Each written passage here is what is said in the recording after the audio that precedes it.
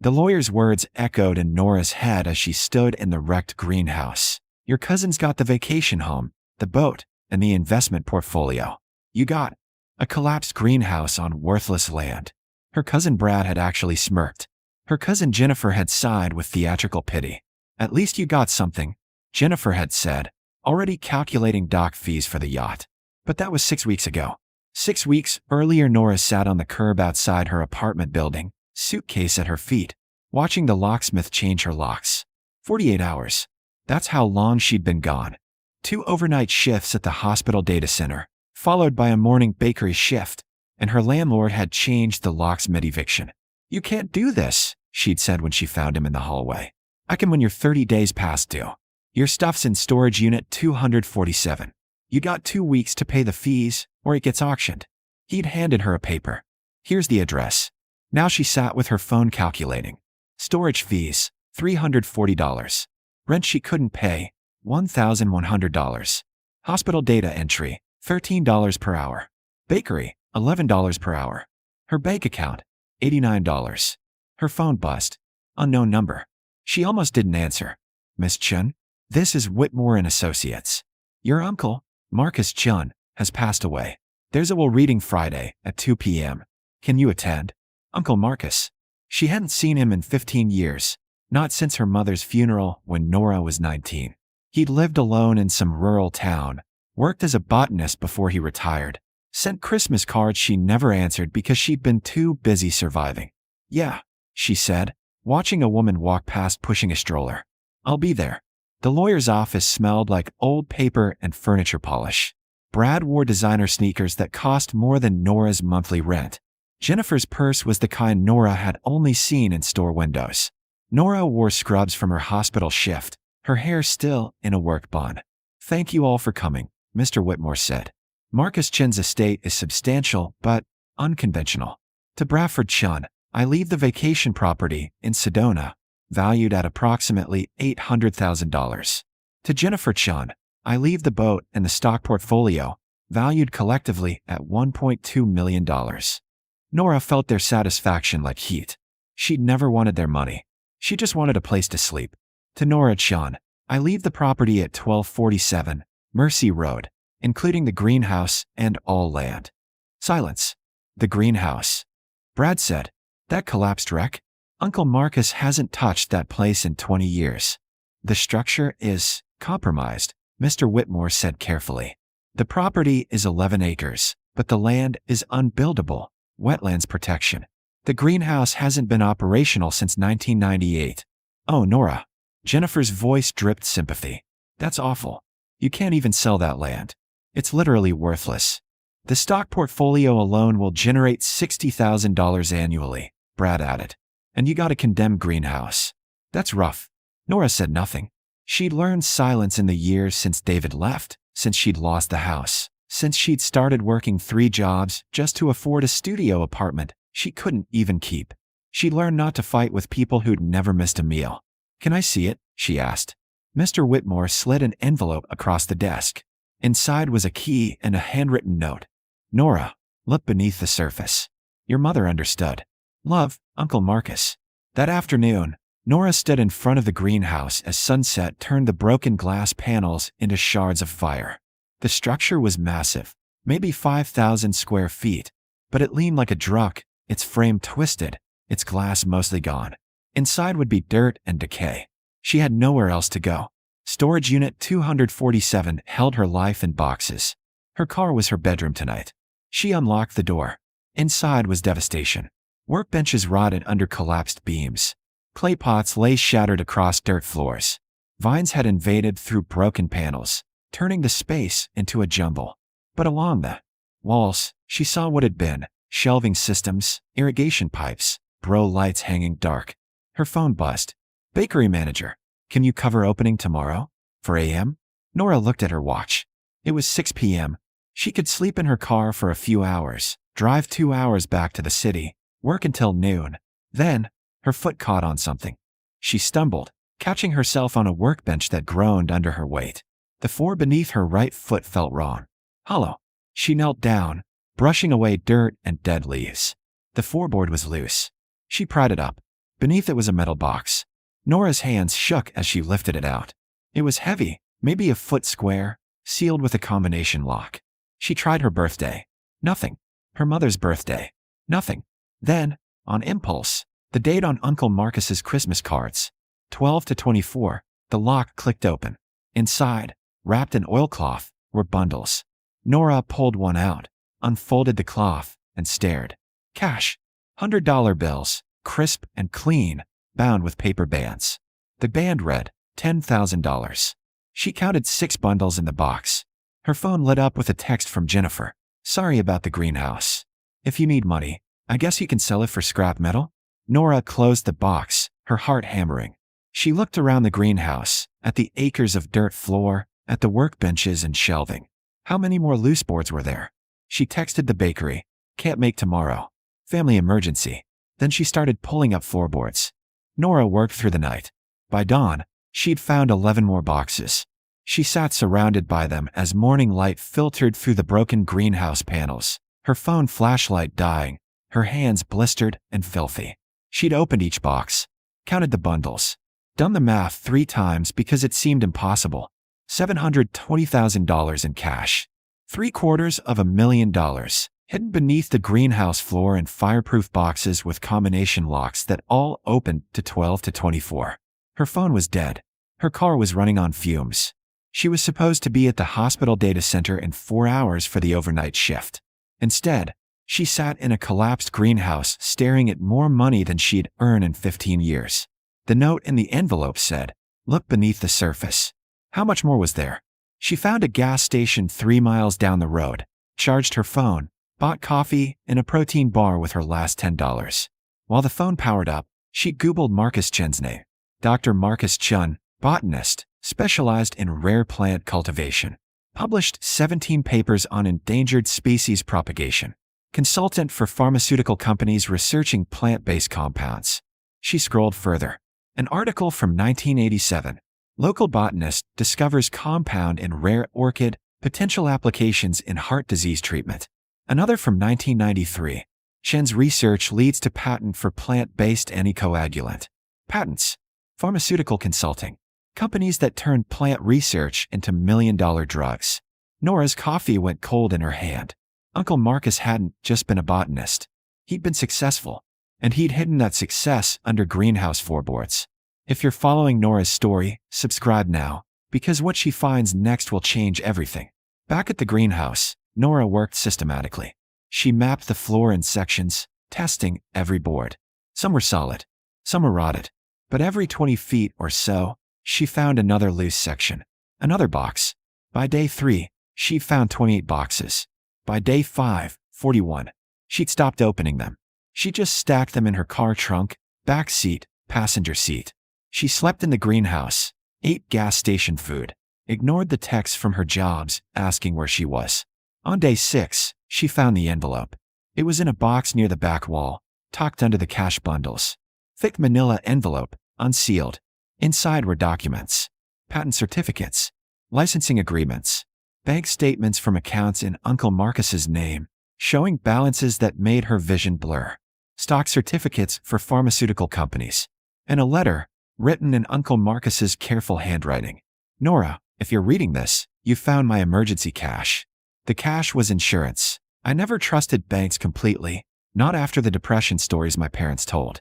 There's approximately $2.8 million hidden throughout the greenhouse. That's your immediate liquidity. But the real inheritance is in the documents. I filed 17 patents over 40 years. 3 became the basis for drugs still in production. Licensing fees and royalties have been deposited in accounts listed in this envelope. As of my last review, total value, approximately $273 million. Your cousins got what they valued, property they could show off, toys they could post on social media.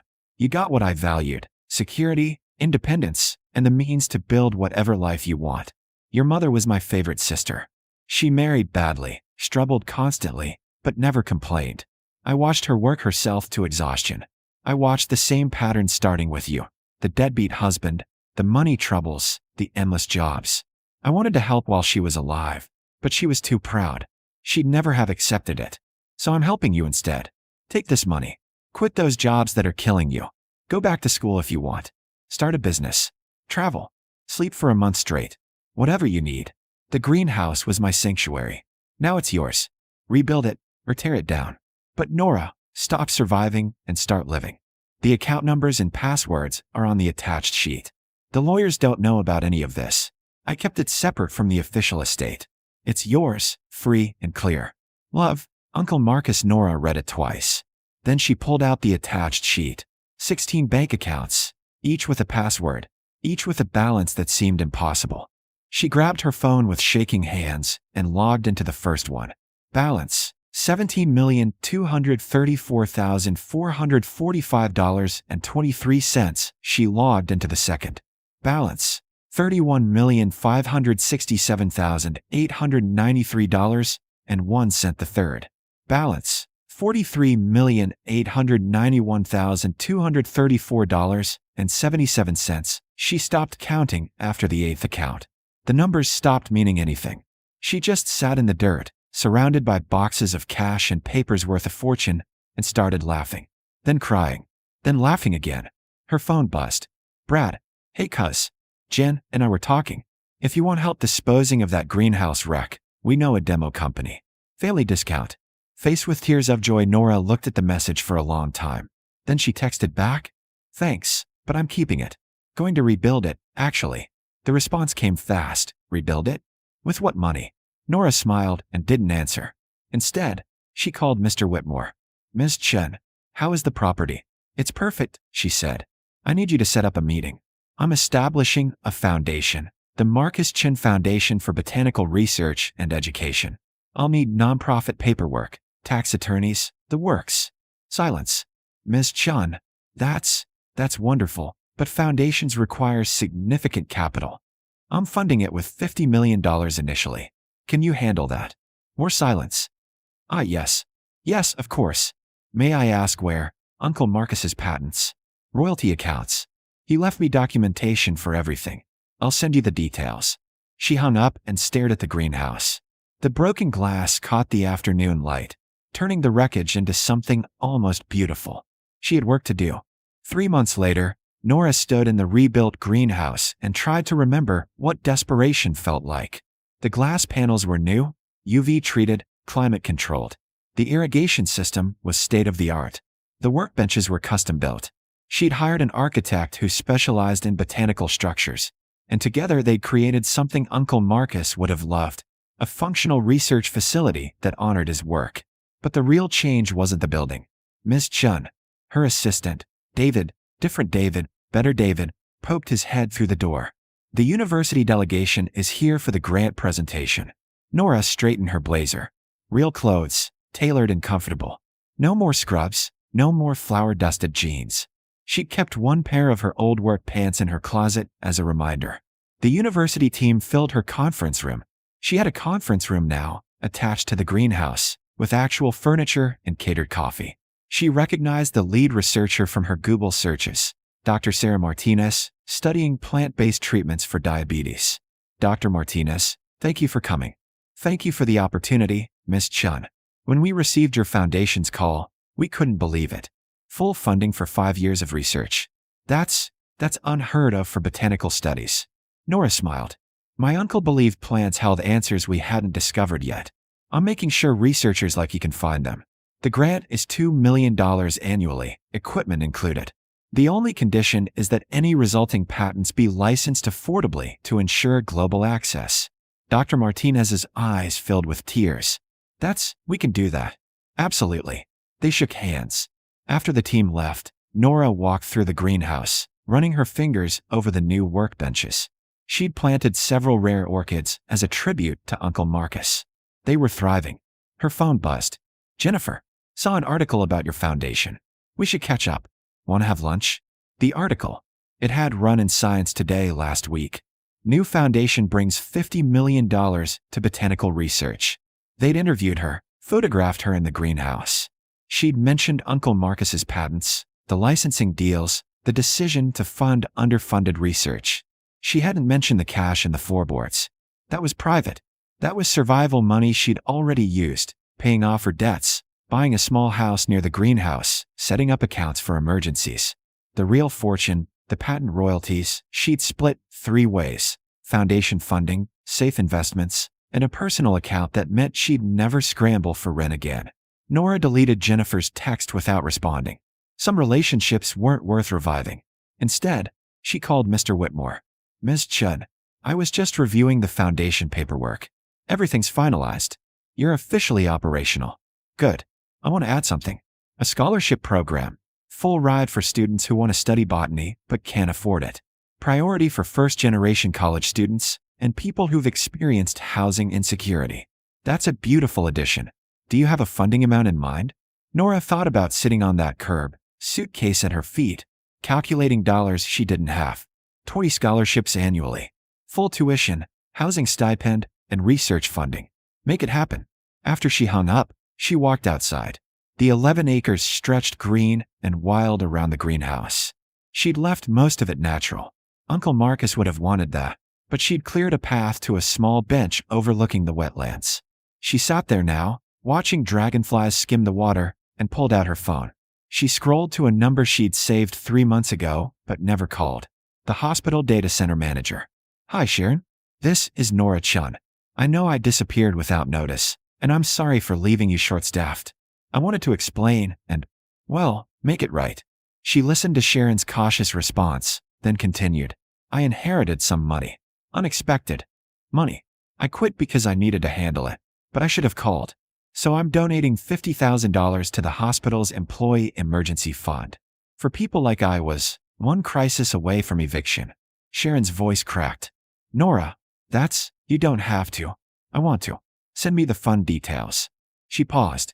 "And Sharon, thank you for giving me shifts when I needed them. That mattered." She made similar calls to the bakery manager, to the women she'd worked alongside during those desperate years. Small donations, quiet help. She didn't want press. She just wanted to lift the weight she knew was crushing people who'd been kind when she had nothing. That evening, she sat in her new house, modest 3-bedroom, bought outright, mortgage-free, and opened her laptop. Brad had posted on social media. Sunset sale on the inheritance yacht. Blessed living my best life. Nora smiled and closed the browser. She pulled up the foundation website instead. The scholarship application was already live. 40 applications in the first week. She read through them. Single mothers, formerly homeless students, kids working 3 jobs to afford community college. Stories that mirrored her own. She made notes, starred the most desperate cases, set up a meeting with the selection committee. Her phone rang. Unknown number. She almost didn't answer, but something made her pick up. "Is this Nora Chen? The foundation Nora Chen?" "Yes. This is Marcus Johnson. I'm 19. I've been living in my car, working at a warehouse, trying to save for college. I want to study plants. I know that sounds stupid, but I read about this compound in algae that might help with Alzheimer's, and his voice cracked. I saw your scholarship. Is it real? Can people like me actually apply?" Nora closed her eyes. She saw herself at 19, at her mother's funeral, watching Uncle Marcus quietly pay for everything because she couldn't. She saw herself at 34, sitting on that curb with her suitcase, calculating impossible math. "It's real," she said. "And Marcus? You're exactly who this scholarship is for. Apply. Put everything in that application, your story, your situation, what you want to study. We're looking for people with passion and grit." "Thank you," he whispered. "Thank you so much." After he hung up, Nora walked back to the greenhouse. The grow lights were on, illuminating the orchids and rare specimens she'd planted. The air smelled like soil and possibility. She thought about Uncle Marcus, quietly building a fortune from plant research, hiding it like treasure because he'd grown up afraid of losing everything. She thought about her mother, working herself to exhaustion, too proud to ask for help. She thought about the woman she'd been 6 months ago, desperate, exhausted, invisible. And she thought about the woman she was now, someone who could say yes when people asked for help, someone who could fund research that might save lives, someone who could offer scholarships to kids living in cars, dreaming of impossible futures. The greenhouse door opened. David poked his head in. "Heading out, Ms. Chen. Anything else you need?" "No, thank you. Have a good evening." She stayed after he left, walking between the workbenches, checking moisture levels and temperature controls. Outside, the wetlands settled into twilight. Frogs began their evening chorus. Her phone buzzed one more time. A message from the Foundation's bank. Monthly royalty deposit received for $1,347,892.13. Nora looked at the number. For $1 million. Deposited like clockwork, every month, from patents Uncle Marcus had filed decades ago. Money that kept coming, endlessly renewable, funding research and scholarships and emergency grants. She thought about Brad's yacht and Jennifer's vacation home. Nice toys. Good for social media. Then she thought about Marcus Johnson, sleeping in his car, dreaming about algae compounds. She thought about Dr. Martinez, finally funded to pursue research that might help millions. She thought about the 19 students who'd receive scholarships next semester, kids who'd otherwise never escaped the cycle of poverty. She thought about the greenhouse itself, rebuilt, thriving, full of rare plants that might hold undiscovered cures. And she understood what Uncle Marcus had known all along.